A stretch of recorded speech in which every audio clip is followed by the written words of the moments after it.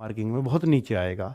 इस चीज से बचने के लिए मैं लगातार बोलता रहा हूं, तो प्लीज इस चीज से आप लोग भी बचिएगा। ठीक है, तो ये गूगल फॉर्म है, उसका लिंक मैंने आपको दिला दिया है, पिन कमेंट में दिख रहा होगा आपको। इसको प्लीज भर दीजिए, कल फिर डेटा लेकर के आऊंगा।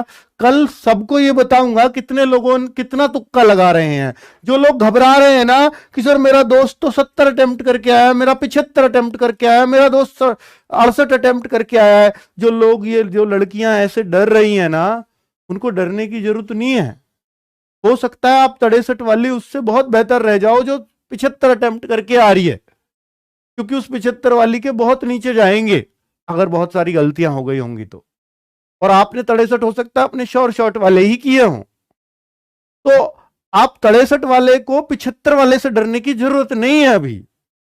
मैं इसलिए ये वीडियो लेके आया हूं बच्चों, तो प्लीज आप अपना इसमें डेटा जरूर भरें। और मैं आपको इसके फायदे भी बता रहा हूं कि ज्यादा अटेम्प्ट करने वालों का की एक पोल खुलेगी, और वो खुलनी चाहिए टाइम से, उस टाइम से खुलने के फायदे बता रहा हूं। ठीक है, कि ज्यादा अटेम्प्ट कर रहे हो और खुश हो रहे हो तो दिक्कत होगी, ये बच्चों मैं बता रहा हूं तो कुछ अर्थ ही होगा इस बात का, बहुत सारा अनुभव लेके बता रहा हूं। ठीक है, तो एक कट ऑफ का सटीक अनुमान आंसर की, देखिए सबसे सटीक अनुमान कब लगता है, जब आपकी आंसर किया जाती है, आपके मार्क्स पता लग जाते हैं कि सर मैं इतना करके आया, मैं इतना करके आया, मैं इतना करके आया। उससे मेरे को ये पता लग जाता है कौन सी शिफ्ट हार्ड है, किसमें कितना नॉर्मलाइजेशन मिलेगा, वो मैं आपको आंसर की आते ही बता दूंगा, गूगल फॉर्म भरवाते ही। ठीक है, और कितने पे कट ऑफ जाएगी, बस एक आध इधर उधर होगा, बाकी तो उतना ही एग्जैक्टली चली जाती है। ठीक है, तो ये तो तभी पता चल पाएगा जो वो आंसर की आएगी, लेकिन जो मैं डेटा भरवा रहा हूं इससे भी आप बहुत इर्द गिर्द पहुंच सकते हो। ठीक है, क्योंकि मैं भी घबरा रहा हूं यार, मैंने बच्चों को बोला था शुरू के दिन करके कि यार 61-62 जिस बच्चे के मार्क्स 61-62 क्वेश्चन जिसके सही हो रहे हैं, मेरे ख्याल से वो सिलेक्ट हो जाएगा जनरल में भी। मैंने ऐसे बोला था, 62-63 बोला होगा शायद पहले दिन। अब बच्चे लोग मैं देख रहा हूं यार, जो यहां इतने कभी ने मार्क्स नहीं लेके आया, वो 70 अटेम्प्ट कर रहा है, वो 72-75 अटेम्प्ट कर रहा है।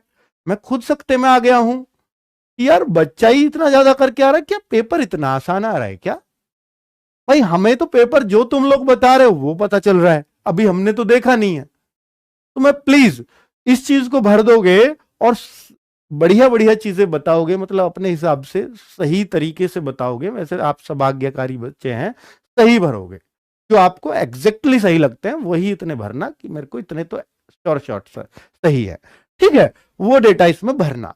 तो मैं एक आपको एक इर्द गिर्द कट ऑफ का है, जो मैंने आपको बोली थी 62-63, एक जनरल वाला बच्चा भी सेलेक्ट हो जाएगा सही हिंदी भाषी क्षेत्रों में, तो उस पर मैं भी श्योर हो पाऊंगा। ठीक है, कि मैंने वो बात गलत नहीं बोली है। वैसे बातें ऐसी गलत नहीं निकलती हैं, पर बच्चे ही ऐसे बोल रहे हैं कि हम तो इतना करिए है। क्योंकि इस बार फिजिकल के लिए देखिए बेटा, कट ऑफ का सही अनुमान इतना पहले लगने का ये भी जरूरी है। कट ऑफ इतना पहले लगवाने का अर्थ इसलिए भी जरूरी है कि आपको ये आइडिया बहुत पहले हो जाए। ये इसलिए जरूरी है कि इस बार फिजिकल के लिए बहुत ज्यादा समय नहीं मिलना। मैं आपको बता रहा हूं कि बहुत जल्द आपकी पेपर होते ही 14 फरवरी को पेपर खत्म है, बहुत जल्द आंसर की विद इन 1 वीक आने वाली है, एक सप्ताह के अंदर आंसर की आ जाएगी और बहुत जल्द रिजल्ट आ जाएगा। यानी जब पेपर खत्म होगा विद इन 1 मंथ आपका रिजल्ट आने वाला है, ऐसी उम्मीद जताई जा रही है। और फिजिकल के लिए बहुत, मैं कहूंगा कि जो शताब्दी एक्सप्रेस की गति होती है उससे भी तेज ये चलने वाले हैं फिजिकल के लिए। इस बार बहुत ज्यादा समय बिल्कुल भी देने का मूड नहीं है, क्योंकि मिशन मोड में भर्ती को पूरा करना यही एक उद्देश्य है बस। चाहे बच्चों का भला हो चाहे बुरा हो, कोई फेल हो कोई पास हो, 45,000 तो उन्हें मिल ही जाएंगे। मानते हो इस बात को? और आप पास हो यार, उसके लिए तो आपको लगातार, मेरे ख्याल से अगर आपको लगता है कि आप हमारी कट ऑफ में आ रहे हैं तो आपको फिजिकल की तैयारी शुरू कर देनी चाहिए। और बच्चों आपने बहुत मेहनत की है, मैंने मान लिया कि आप दिन रात एक कर दिया, आपने पढ़ने में दिन रात एक कर दिया, बहुत मेहनत किया है, लेकिन किसी वजह से यहां पर स्कोर कम आ रहा है, कट ऑफ तक भी नहीं पहुंच रहे हैं, बहुत कम स्कोर हो रहा है। तो उस मेहनत का आप ये सोच लेते हैं सर मेरी तो मेहनत पानी फिर गया, मेरी तो मेहनत बेकार हो गई, और फिर अगली भर्ती आती है तब तक बिल्कुल सुस्त पड़ जाते हैं, तब भर्ती आएगी तब पढ़ लूंगा, और फिर से यही हाल होगा कि मैं या तो किनारे से पास हो जाऊंगा या किनारे पर ही रह के लटक के फिर से फेल हो जाऊंगा। यही होता रहा है बच्चों के साथ। लेकिन आप यकीन मानना, जो बच्चे लगातार पढ़ते रहते हैं उनका सिलेक्शन कभी किसी एक बच्चे का भी नहीं रुकता।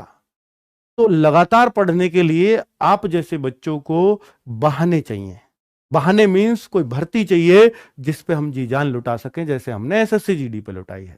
तो मैं आपको टारगेट दे रहा हूं कि देखिए एसएससी एमटीएस एक ऐसा टारगेट आप कर सकते हो क्योंकि वो आपके सामने है भी।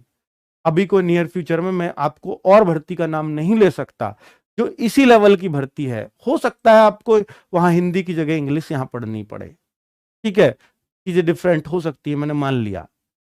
पर बच्चों आपके सामने वो इसलिए बढ़िया भर्ती मानी जाएगी क्योंकि वो 2 बार आ रही है बच्चों, इसी साल हर 6 महीने के अंतराल पे 2 बार वो भर्ती आ रही है। तो इंग्लिश सीख लिया ना तो कई सारी भर्तियों में आपके और चांसेस निकल जाएंगे। जैसे आगे आप CHSL दे सकते हो। मैं कहता हूं एमटीएस के बाद अगर सबसे आसान एमटीएस होता है एसएससी में निकालना, जीडी के बाद, है ना, क्योंकि जीडी में तो फिजिकल है। तो एमटीएस होता है, और दूसरे नंबर पे जो आसानी से निकलने वाला एग्जाम है वो सीपीओ होता है। अगर आपने इंग्लिश सीख लिया तो सीपीओ आपका नेक्स्ट टारगेट हो जाना चाहिए। यानी जिस भर्ती की आप कांस्टेबल की बात करते हैं उसमें आप दरोगा बन करके जाएं तो इससे बड़ी क्या बात हो सकती, ठीक है। और वो सिर्फ कौन रोकता है आपको दरोगा बनने से? इंग्लिश। एमटीएस की इंग्लिश पढ़िए, मैं गारंटी से कहता हूं आप सीपीओ निकाल देंगे, ठीक है, क्योंकि आपका डर ही सिर्फ इंग्लिश है, बाकी आप चीजों से लड़ने वाले बच्चे। तो प्लीज इंग्लिश को इतना हवा ना बनाएं। मैं गारंटी से यह भी कह सकता हूं कि अगर आपने मैथ्स को जितना भी समय दिया है, अगर उससे आधा समय भी इंग्लिश को डेडिकेटेड होकर के दे दो तो इंग्लिश आपको ज्यादा मार्क्स दिलाएगी हमेशा मैथ्स से, ठीक है। पर उससे लगातार हम डरते हैं कि ये तो मैंने पढ़ी ही नहीं है, ये तो मेरी समझ ही नहीं आ रही। ग्रामर से शुरू करो, आपको समझ भी आएगी, आपको मजा भी आएगा। चलिए, तो बच्चों ये आपको एक गाइडलाइन देनी थी। बाकी मैं आपसे ये कहना चाहूंगा कि फिजिकल के लिए अगर आप कट ऑफ में क्लियर हो जाते हैं तो आप दौड़ना थोड़ा थोड़ा शुरू कर दीजिए, वरना अगर फिजिकल से फेल हुए तो आपको बहुत ज्यादा दुख होगा और ये कहोगे इससे तो पहले ही फेल हो जाता तो कम से कम दूसरी भर्ती की तैयारी कर लेता, अब तो मेरे पास वो चांस भी नहीं है, ठीक है। तो अगर आप फिजिकल की कट ऑफ क्लियर कर जाओ तो वो पास होना ही चाहिए। उसके लिए जरूरी है कि आप साथ के साथ थोड़ा सा रनिंग स्टार्ट कर दीजिएगा, बहुत ज्यादा मत करिए पर थोड़ा